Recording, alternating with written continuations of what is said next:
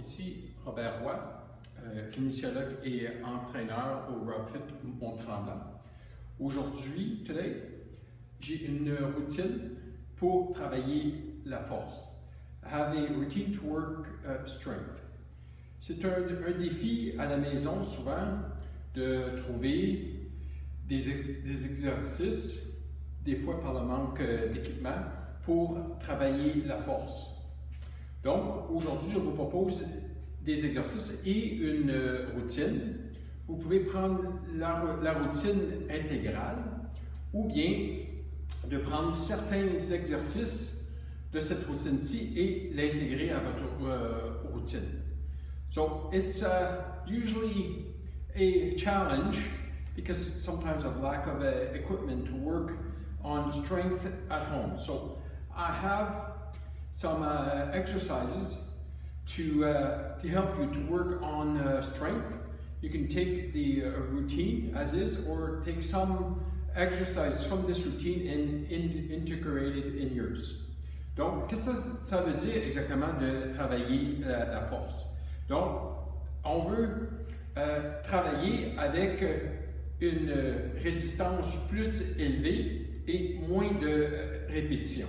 Donc, on veut que le temps sous tension pendant l'exercice soit augmenté.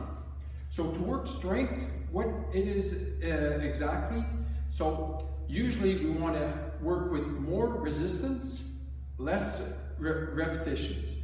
So we want the time under tension to be higher. Donc,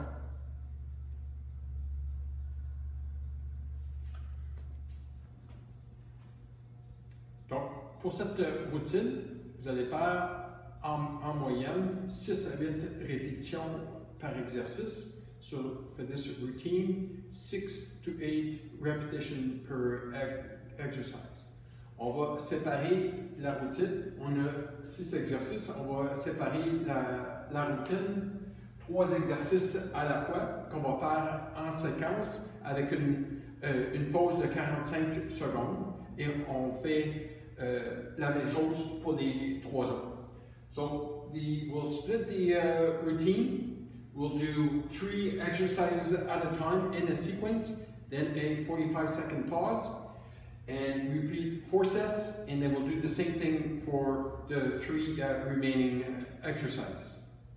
Alors, si vous aimez les vidéos, allez vous inscrire, et puis vous allez pouvoir voir toutes les nouveaux vidéos. So, if you like this video, subscribe and you'll get all the new ones that come out.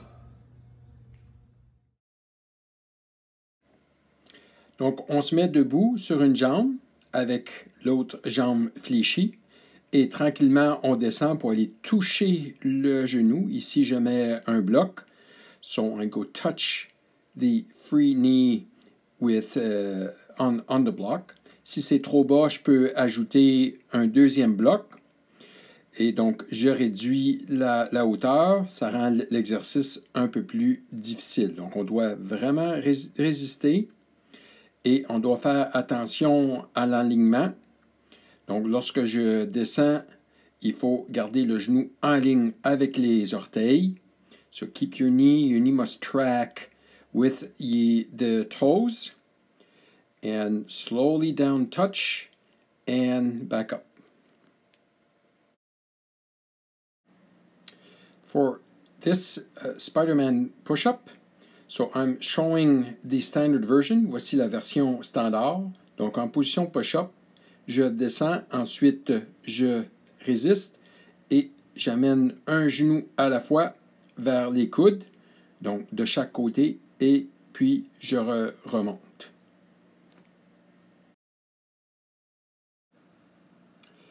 Pour la version un peu plus facile, for the easier version, I put my hands on a bench. Je mets mes mains sur un banc ou une chaise.